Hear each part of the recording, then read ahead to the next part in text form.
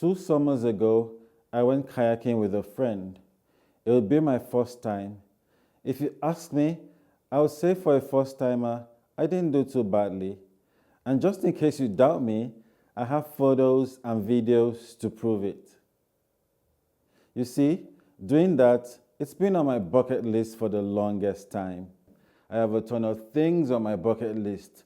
I want to do that thing where people jump out of a plane that's up in the troposphere. Yes, skydiving. That's what they call it, right? Right. I'd also love to go bungee jumping someday, and I hear there's a great place in Saskatoon I can do this. By the way, I almost crossed off that item from my bucket list some years ago when I attended a literary festival in Uganda, but I fell asleep and the other riders went without me. Yes, that actually happened. Another thing that really happened was the helicopter ride. I'd had it on my bucket list since childhood, and when it eventually happened, it was on a trip back from the burial of someone who had just died in a helicopter crash a few days before. So it felt kind of weird, and I'm not sure what to make of the experience. I'll tell you what's still on my bucket list: a trip to China. What I wouldn't give to plant my feet on its soil and take a walk around the Great Wall of China. I'd like to visit the Taj Mahal in India as well. I've seen too many movies about it. Let's forget karaoke night just for a day. I'd like to see my favorite music artist live in concert, or own an original painting by Pablo Picasso, or someone equally as famous now or even in the future. And oh, have I mentioned Paris and the Eiffel Tower? I'd like to go there with friends and family someday and make loving memories with them. Again, just so I don't forget, now that leisure flights out to space is no longer a fantasy, thanks to billionaires like Elon Musk, Richard Branson, and Jeff Bezos, I still have that intergalactic trip to the moon and back on my radar. Before then, I'm still hoping to travel to Ontario and spend time exploring Niagara Falls. I'm in Canada. I might as well make that happen. So, I still have tons of things on my bucket list. And as I grow older, whether or not it's wishful thinking, no item gets taken off the list until it has been accomplished. And if the list has stayed fairly long, it is because items in our bucket list can sometimes look like they're out of the ordinary, like super exotic and very expensive things. The thing though is that my list is starting to look different. Immigrating to Canada wasn't a bucket list item for me. It was a decision based out of necessity. But as the years go by, I'm starting to feel like I'm leaving my bucket list. Coming from a somewhat homogeneous country in Africa, I never imagined working and living in the midst of people from different ethnocultural backgrounds. But that, my friends, is now my reality, and I've embraced it wholeheartedly. I have wholeheartedly embraced the diversity and culture I see at every turn. Before moving to Canada, I'd encountered families displaced by flood, but they went back home after a few months living in camps for internally displaced people. And once, we even housed a couple and their 4 children temporarily.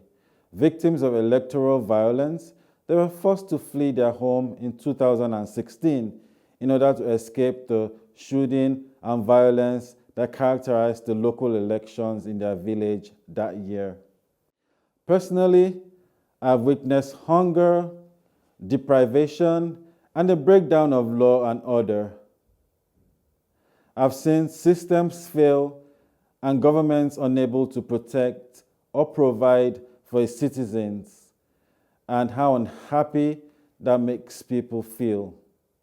What I haven't seen was people fleeing an actual war with nothing but a few things they can grab, uncertain that they'll ever go back home. Since moving to Canada, I've seen that. Not just see that, but I get to talk to people, real people with lived experiences of war and the devastation it brings. Being in Canada has given me a new perspective to things.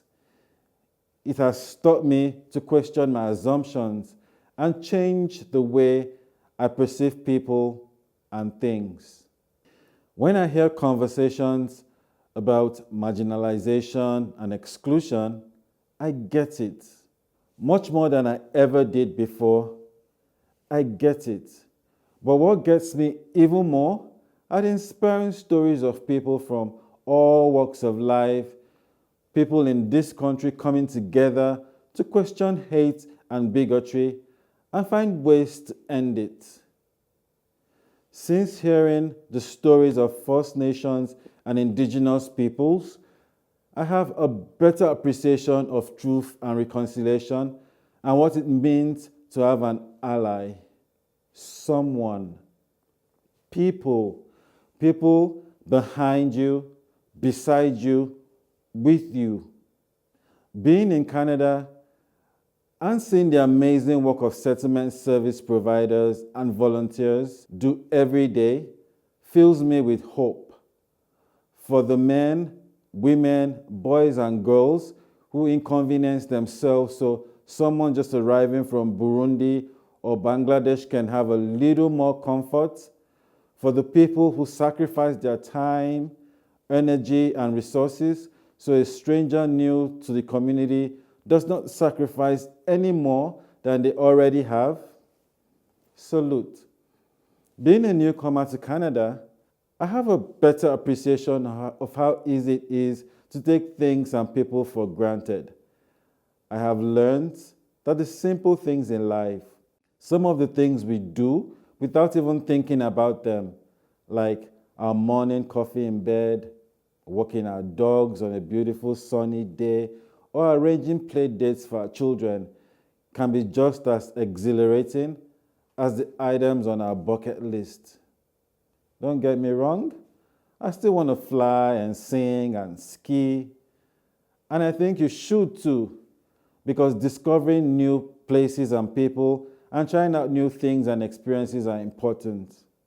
But in doing these things, let's not forget the wisdom in an African proverb I heard my father say over and over again. The quest you seek in Sokoto is sometimes in your Shokoto. In other words, prioritize and normalize the simple things.